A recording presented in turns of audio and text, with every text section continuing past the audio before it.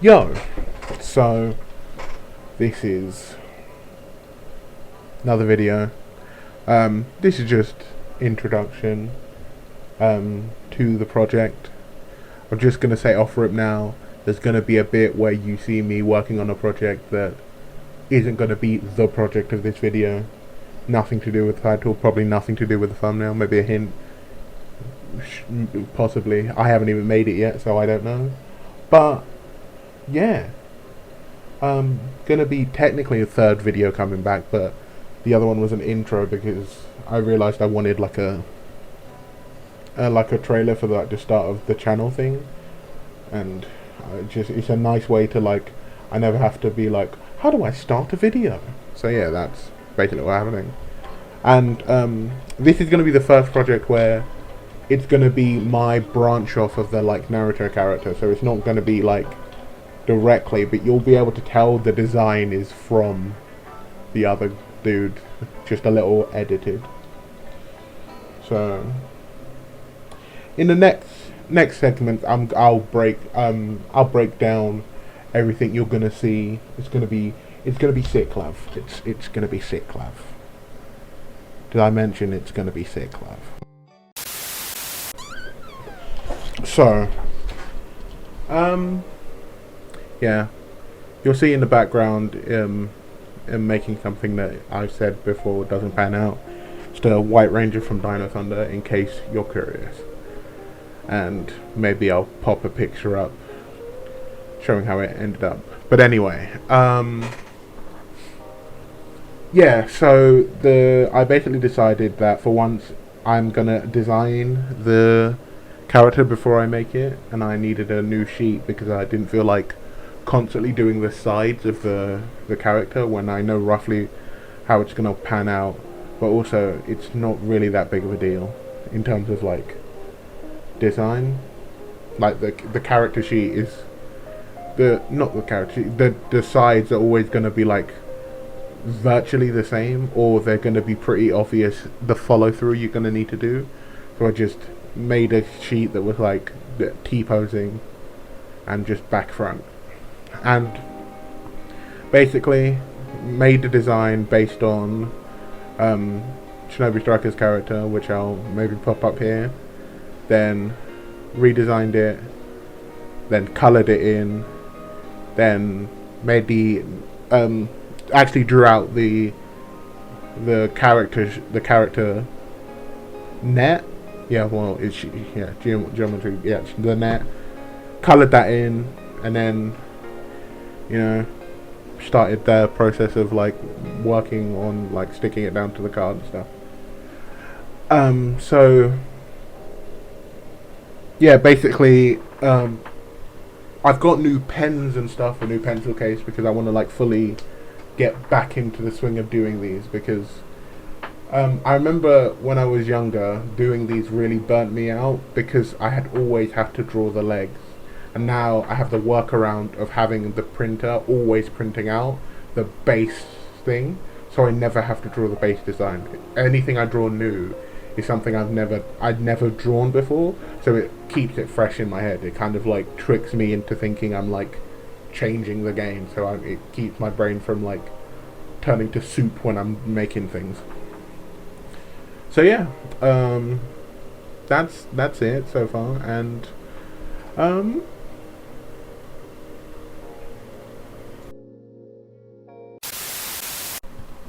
okay, so this is me constructing the final piece, and this is, I've sped it up, but gets the message across, and it has most of it. It's me. I glue it down to the piece of cardboard, and I put sellotape over it to just have that basically, so if it gets wet it's not gonna get as damaged like the actual design. And I flipped it over so there's the images of the cereal box is on the inside. I always forget to do that sometimes, but with this one I remembered and did it that way. Just basically means that when you look inside the box, you don't see weird logos, and it also helps especially for the back of the hand of the figure, because I don't do the hands double-sided because it'd be unnecessarily tedious, basically. So yeah, and yeah, we got to the point where started to cut a few bits and pieces out, and I realised that because of how my camera is angled, some of the footage and some of me making the stuff is just like recording that like the map and nothing else. So it's going to be bits and pieces. So on the next video I'll work out how to get better angles, but I kind of can't like completely remake a figure just so it has like the right angles, because there's enough here for you to get the general idea. If I was doing like a step-by-step thing, I would probably like re-record, but because this is like, yeah, this is like this is definitely a shorter video, because it's a bit more of a like a proof of concept kind of thing. I've got the design, I've got like colouring it in and everything. I don't know why I'm explaining making the figure. I've got the design and then I've got making the figure, which is how I'm going to do things from now on. Or if I, probably the next project I'll do will be this again, but it's going to be a more dynamic pose, because there is something I can add that will make it more dynamic, and something which means I'll basically be able to make a scene that like fits it better. Because there are things that I've done with like paper mache and stuff that I couldn't do before, and having hot glue and stuff helps push that forward. So yeah, this one, yeah, I made a mistake and glued the mask onto the head before the headband, so I had to like fold where the headband would be hidden and then cut out the bit that you can't see. I also get rid of those horns because, as you can see, they are really extra and stupid. And on the next project is going to be the same design, so hopefully I will get like the horn thing kind of properly fleshed out, because I like the idea of having the horns, but it's just like I don't want it to either be like too chunky or like too weird looking.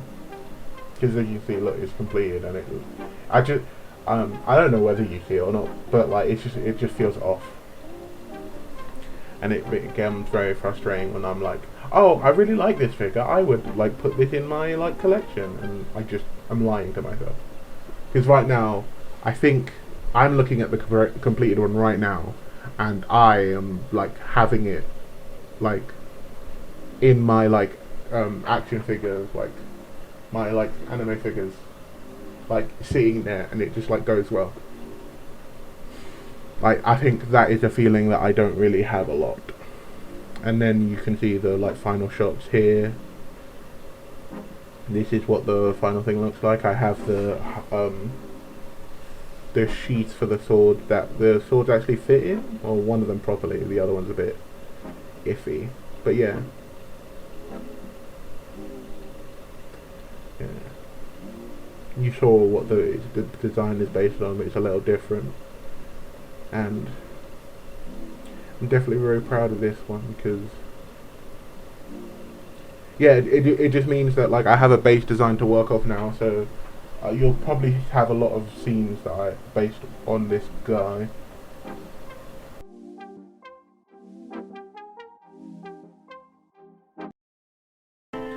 So this is kind of clip where I basically just show you some images that I've taken, so the figure's a bit clearer. Had the like shots of it there at the end, but this will just kind of help kind of demonstrate what's going on. So yeah, I kind of just wanted to like get a final word in, kind of talk about where I'm more headspace at, or headspace about my headspace for like channel wise. I'm really enjoying what stuff I'm making at the moment, and yeah, I'm going to continue doing it. So whenever, basically, there's not going to be any specific kind of like channel structure. It's kind of just, once I'm done a project, I'll make the video and then show off the project. And the scale is not going to like increase massively. It's going to like be up and down. Sometimes I'll do little things, sometimes I'll do big things. The other one, what it was gonna be a simple thing, and it turned into three figures. So this one is just gonna be just this one dude. Because I had a plan, but it requires things that I don't really have the budget for at the moment, so it's gonna have to be on the shelf. Next project is gonna be another simple one. It's just gonna be a bit more dynamic, because I want, the whole point of making models for me personally is having stuff that I can like physically see and be like, I really like that. So that's gonna be what I'm aiming to get it to. I want to like my stuff enough that I can display it. So yeah, that's it. You know. Okay, bye.